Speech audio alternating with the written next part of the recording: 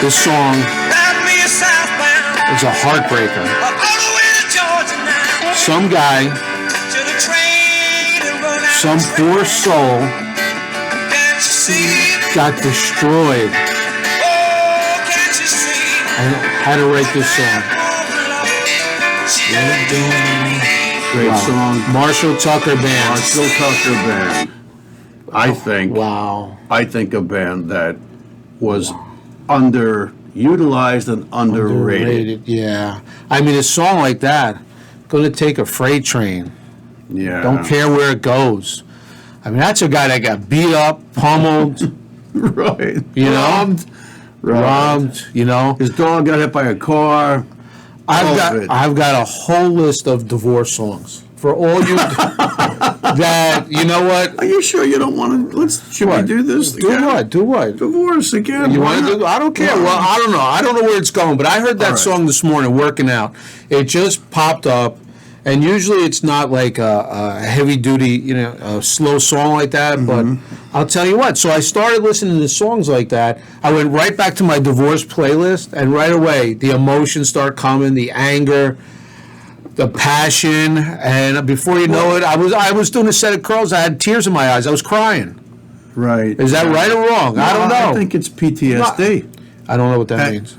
Post-traumatic stress disorder. I have it. I have it from many things. You know, the separation and divorce was just one stepping stone to PTSD. It was just like in recent episodes, all of the douchebags I had for bosses. Right up, you know, to contemporary times. It's just what the world does to people who have a heart. You have a heart, the world is going to try to cut it out of you and gobble it down. Ooh. You know, John, should we talk about motivational quotes? I saw, today was like maybe I think somebody's trying to send me a message. Between this song, I don't know what the message is there, but I saw a quote today. None are so empty as those who are full of themselves. None are so empty as those who are full of themselves. Can I try it? Please. None are so empty as those who are full of themselves. No. That was good, but this is the way we got to introduce that now. Go ahead. And now, for tonight's midnight special, for all you people that can't sleep and are wondering, you need a little direction, what direction should I go to? We got to give you a name. I mean, you can't say John Giorgalucci. Jersey Alchemist. And now, from parts unknown, the Jersey Alchemist with some advice. People, friends, Romans, countrymen, people, yeah. Lend me your ear. Yeah. There's an old expression that packs much wisdom. There are none. There are none. No. It starts with none. None are so empty. Oh, I love that. Yeah. None are so empty. There should be an echo chamber that Empty. as those who are full of themselves. Self. Can I try it again? Yeah. None are so empty, as those who are so full of themselves. Maybe I threw an extra so in there. Yeah, that was, I mean, think of the weight of that statement. Yeah. I mean, how do you not love motivational quotes? I could read one every frickin' minute of the day. Yeah. You know, if you're looking for something to pick you up or to get you, like this song that I heard. All right, it took me to a place, a not so good place, where, you know, going through some tough times, you know, relationship, PS what? PT. Post-traumatic Yeah. stress disorder. All right. Yeah, that too. PTSD. PTSD took me right there, started playing all those songs, thinking about emotions, and now we went to this quote that just popped up on my phone. It did. It literally did. I looked at Phyllis and said, hey, what do you want to talk about today? Because we don't precognate this. That's why you'll find that this is a homegrown, from the grassroots, organic session. That's what it is. Yeah. I said, what do you want to talk about? He says, I don't know. All of a sudden his phone lit up. like he was getting a message, and he looked, and there was that quote. It was I a like, message. I'll be damned. Yeah. St. Anthony had some hand in that. Sure. And let's break it down, John. People that we know in our lives, like you brought up bosses, prior episode, relationships. So many people, they walk around, they're pompous, everything they do they think is right. They can't make a mistake. It's always your fault. And yet, when you get to know the person, and they expose themselves, and you realize how shallow and empty their vessel really is. I think we're going to repeat that quote again and again through this episode. None, so you start with none. None are so empty as those who are full of themselves. Yeah. Wow. Yeah. Wow. Yeah. So right away when you walk into a room, or if you're at an affair and there's a gaggle of people that are chit-chatting, maybe you got drinks in your hand, or maybe you're at work and you're in the coffee room, and if somebody starts talking about all the great things they've done, the old "thank God I was there" story. Oh, you had to see blah, blah, blah. You can't believe what happened last week. It was calamity. The sky was falling. The trees were burning. The volcanoes were erupting. The tsunami was on its way. But, kind of like underdog, thank God I was there. Have you known any people that throw those "thank God I was there" stories, and right away, people don't want to embarrass them and say, okay, just what the fuck about if you were, that you were there. Really? You mean you saved the world? You're the savior. You're the savior. Wow. That's crazy, right? But you know something? Those are the people that are compelled to puff and stuff. They have to bloviate. They have to say something to make people notice them. They're coming from a position of weakness. Insecurity. John, Insecurity. we both know a gentleman that I coached his son, and his son and my son were friends. Every sentence this guy started, and I'm going to say the name of the college, the institution he went to, every sentence was, when I was at Cornell, all right, now, you know what? And I'm the type of guy, I'll take that, 10, 20 times. But after a while, half kidding, but half serious, I go, does every sentence have to start with when you went to Cornell? I mean, no matter, pick a subject, hamburgers. Any When I was at Cornell, we made the best hamburgers. You know what? Right. F you and Cornell. We invented a new derivation of hamburger in the hamburger lab. Yeah. Really? And if you're out there, you know who I'm talking about. You know it's you, because there's only one guy, See, now that means that you have to do the alchemy today. But let me tell you something, though. Now, in that situation, right, he wasn't even the breadwinner in his family. Well, there you go. Exactly the point you brought up. Right. He wasn't even the breadwinner in his family. His lovely wife, who she didn't tell me. I have no idea where she went to school. And guess what? She was very successful and she owned her own business, and it was amazing. She was an amazing person. I never knew anything about her except what a nice person she was. Yeah. But yet this insecure guy, empty shell, full of himself, yet so empty, had to tell me or anybody who was there, every conversation where he went. Cornell. To this day, if I hear the word Cornell, it's like my Niagara Falls. I go, it just fires me. Cornell! It just fires me up.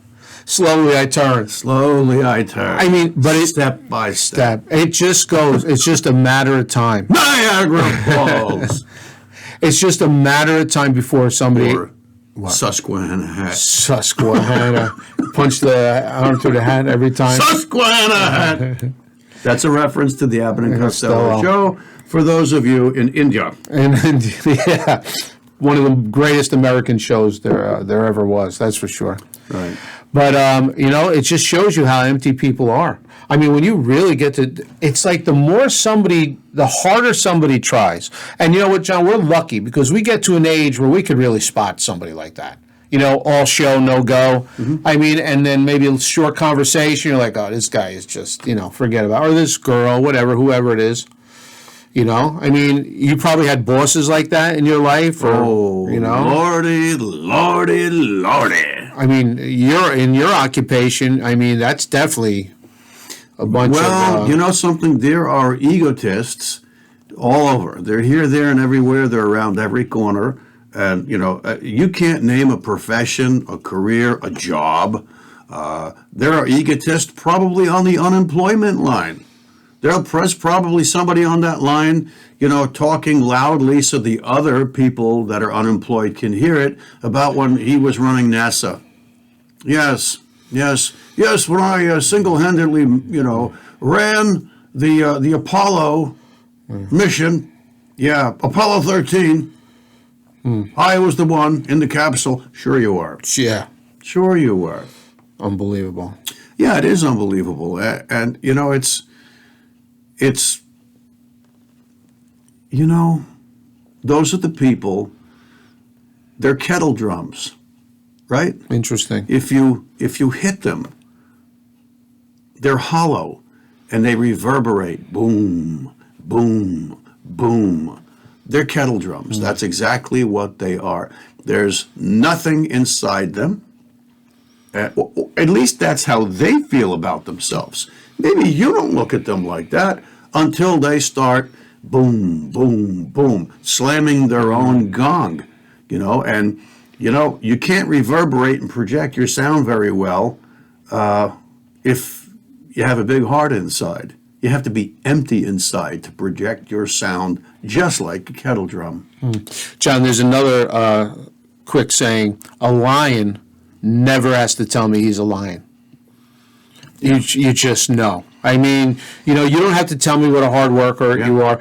Don't judge a man by, oh God, there's like one quote after another. No, I mean, but don't judge a man by what he says about himself. We're going to have to tag today's title.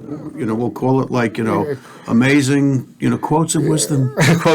Don't judge a man by what he says about himself. Judge a man by what other people say about him. Yes, so if a guy comes to you, meaning like if somebody just comes and starts telling you about everything they've done, look at my fancy car, I know people in my life where they always have to give me a financial update. They have to give me the romantic update, their conquest. I mean, I'm like, I don't understand. We don't talk like, I don't care about that stuff. Like, what happened to just, Phil and you talking? I mean, one-on-one. I have nothing else to offer. Yeah, it's really sad. They have to fabricate something. It's like they get a blob of dough or clay and they got to do this and they feel compelled that they got to do this and do this. Here you go. Yeah, but you know what, John? Not everybody is as intuitive to figure that out. I mean, there's people, like I've seen guys I know at jobs who are stone cold, like just bullshitters. And I mean, I could do this and I've done that. And they get a boss who believes them. And then they go into that world. All of a sudden, you see that guy and the boss hanging out and they're laughing and joking. And you're like, oh, wow, that's crazy. Well, sooner or later, that guy's going to figure it out. But right, you just got it out before I did. No, that's perfect. We have a connection for sure. And I've seen bullshitters that all of a sudden ingratiate themselves to the fucking boss, and the boss falls for it, but they look like they fall for it. But we'll go back to the person that I mentioned a couple of episodes back. I remember a department chairperson who filled his coffers, so to speak, who filled his division spots with people that he believed could never approach him, could never knock the king off of his throne. Yes. And I know a guy in a more contemporary fashion, not a surgeon, every time he pulled in somebody to his department that we loved, they were affable, they were likable, they were smart, they knew how to intervene with their patient population. I'm not going to give it away. They had academic endeavors going. They had it all. And you know what? You're in the initial 2-year phase, guess what happened after that? They were kind of in line for a little bit of a raise, maybe a promotion. Give the gal a title. Let her be, the director of clinical blah, blah, blah. This one could be the director of academic blah, blah, blah, and research and development. The other one, give her a title. She's terrific. Guess what? Boink. The old ejection button was hit. Boing. Out the door they would go. Guy or girl, didn't matter. The better they were, and the more well-rounded they were, and the more everybody loved them, boing, they got the fucking ejection button was hit. Out the door they went.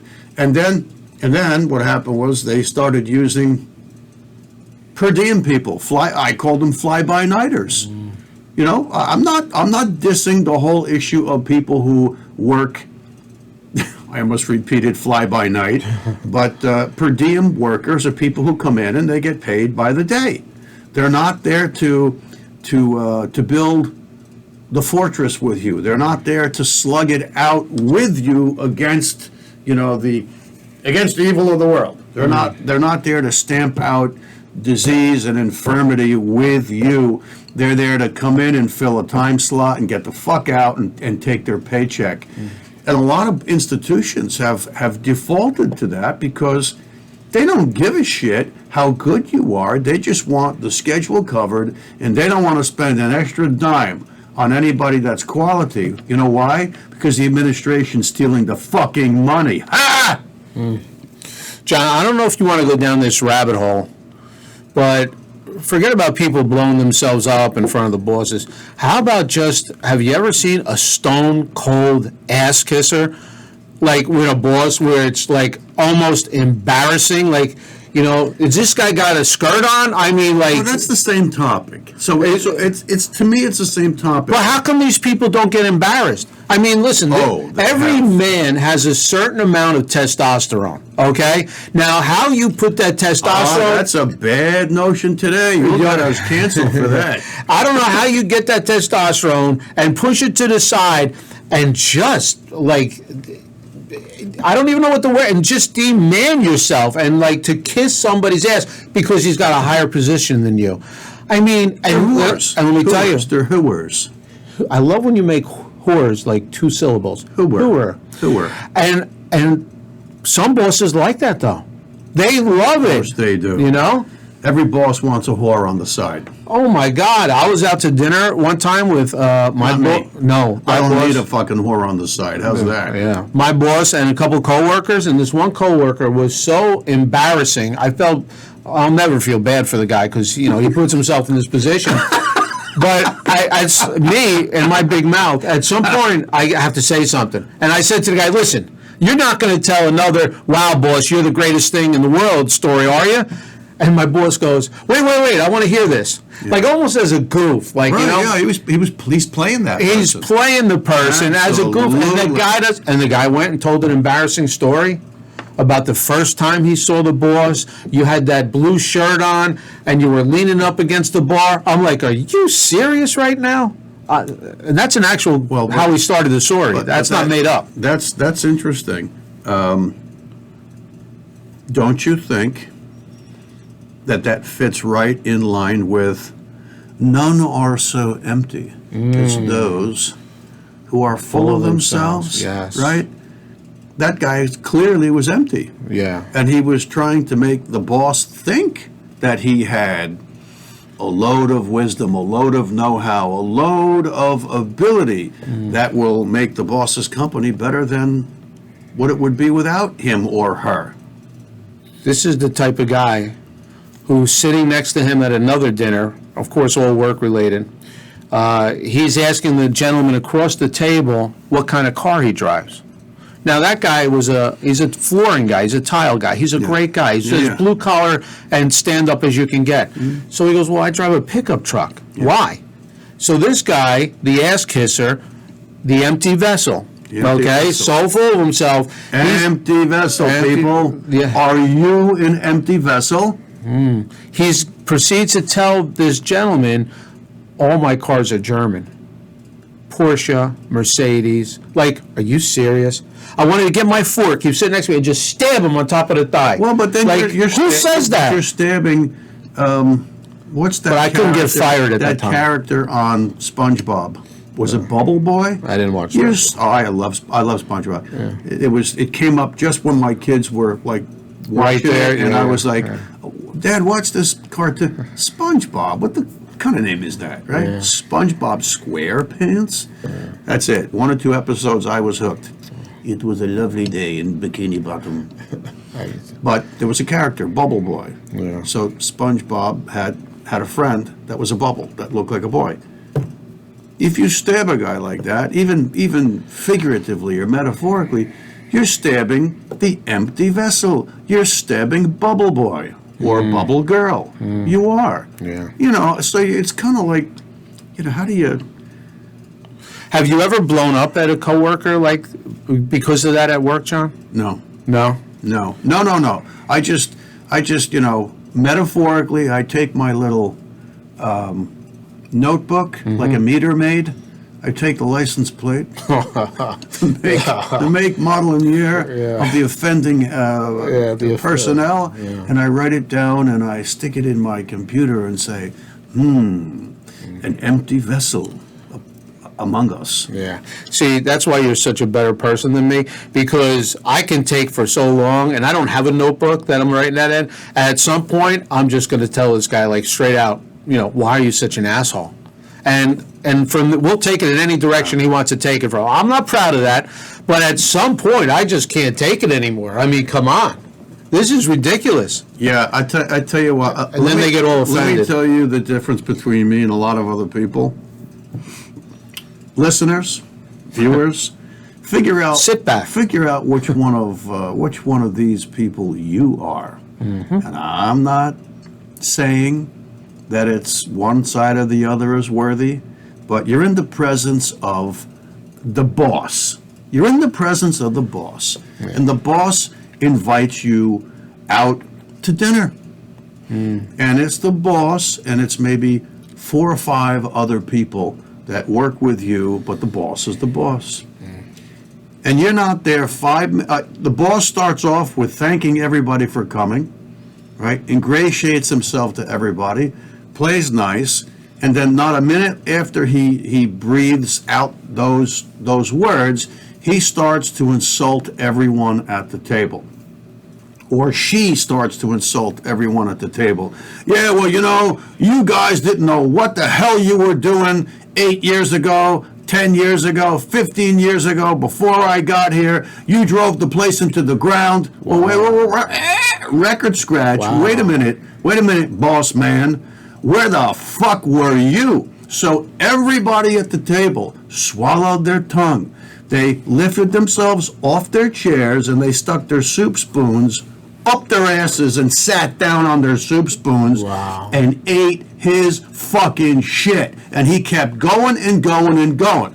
But not me. Not me. Oh, no. Not Mouthy Galucci. No. I literally said to him, excuse me, where the fuck were you 10 years ago, 14, 15, 16 years ago when you say that others drove the institution into the ground? Just where the fuck were you? Fucking up some other institution? Pissing on everybody in another institution? And because you sold yourself here, now we're stuck with you? Fuck you. That's exactly what I said to the boss man who started insulting the fuck out of us. You know something? I would rather lose my house and have to fucking dumpster dive to survive than eat the shit from an asshole like that. And those assholes are everywhere. Everywhere. And you know something? Those assholes aren't usually rank and file. Rank and file are the ball bearings that the company rolls on. The assholes, one way or another, find themselves in a position of power. Well, fuck yourself. How's that? Wow. And now that's well said. I'm proud of Well, you. how many people in the UK? Because we have viewers from the UK, and the UK it's collective, right? It's Ireland, Scotland, Wales, Great Britain. How many people in the UK have experienced blowhead bosses like that, or empty people in your lives? Empty, empty, empty. None are so empty as those who are full of themselves. How about in India? I bet people actually take switches and whips to the good silent majority. That's what I think. I think there's a lot of motherfuckers in India that are playing ball with Bill Gates, and now you're stuck with him and his bullshit. I said it on a previous episode. Don't kick Bill Gates out of your country. Get him extradited to India, and hey, he bought 400 plus million acres of farmland. That means he must love the dirt. I would say extradite Bill Gates and plant him into the Indian soil. Plant him. Get it? Wink, wink. John, I'm proud of you. How was your relationship with that boss after you made that statement? Because, that can break bad. He's either going to say... The whole table went silent. Yeah. The whole table went silent, and they sat there sucking his thumb. And I thought, you stupid little empty twits. You're all empty. Unbelievable. So how's my relationship with that person? How'd it go after that? Did he, respect you? Or did he, push you, No. He didn't have the ability to push me away. Oh, okay. And ultimately, I think I'm partly the bane of his present existence. Yeah, right. Interesting. I know I've been at production meetings at jobs, at work, and after the fourth one, they're like, listen, I don't think it's necessary for you to come back. Because, I'm not there to make friends. Right. There's a job to get done, Yeah. and, I'm a big client and customer advocate. I'm not going to kiss anybody in the company's ass just to, go with the flow, to get along, go along to get along. No, if there's something that needs to be said, I'm going to say it. So after the fourth meeting, they told me, listen, we don't want you to come back anymore. I took that as a badge of honor. Yeah, I understand that completely. I can remember, it reminds me of that famous quote, another famous quote by Teddy Roosevelt. I think it was him who said, walk softly, but carry a big stick. Or swing a big stick. Yeah, I won't say swing a big dick. I won't say that. Yeah. Right? Yeah. But there was a UFC fighter who was quiet.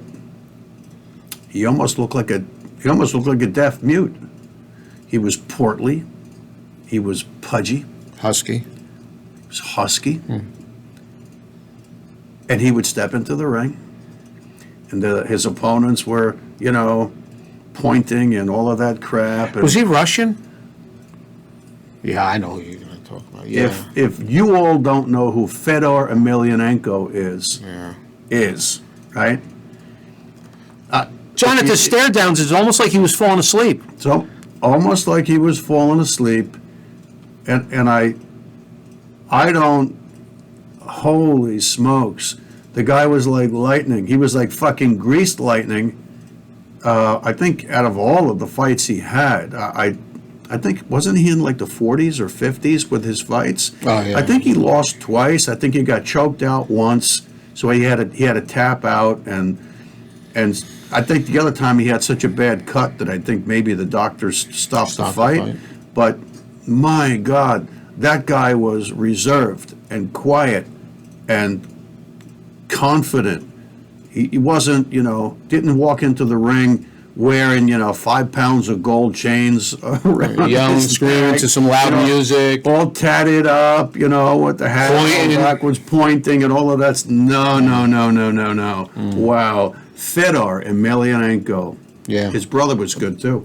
I think his brother's still fighting. Yeah, he was a lion, that's for sure. That guy never took a step backwards.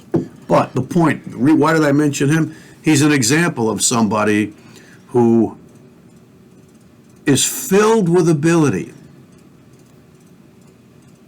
He's filled with heart. And he's not an empty kettle drum. Not at all. So he's the antithesis of that quote, none are so empty as those who are full of themselves. Fedor Emelianenko, if you're watching this, I'm going to tag you, right? Thumbs up to you, brother. If you're watching this, God bless you, brother. The world should aspire to be Fedor Emelianenko. Well said, John. John, I think we're going to have to alchemize this episode. I love this episode. Yeah, me too. I feel like I got a lot off my chest.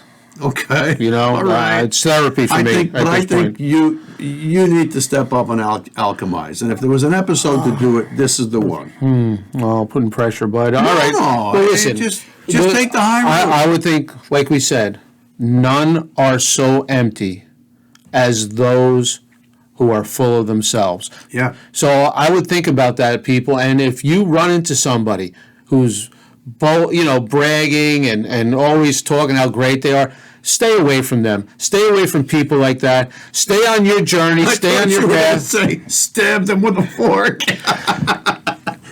Crush them. No. Don't crush them. Just a joke. Just stay away from them, and just do your thing. Don't get sucked into that trap. It's bait. It's bait that'll draw you in to a firefight. And me,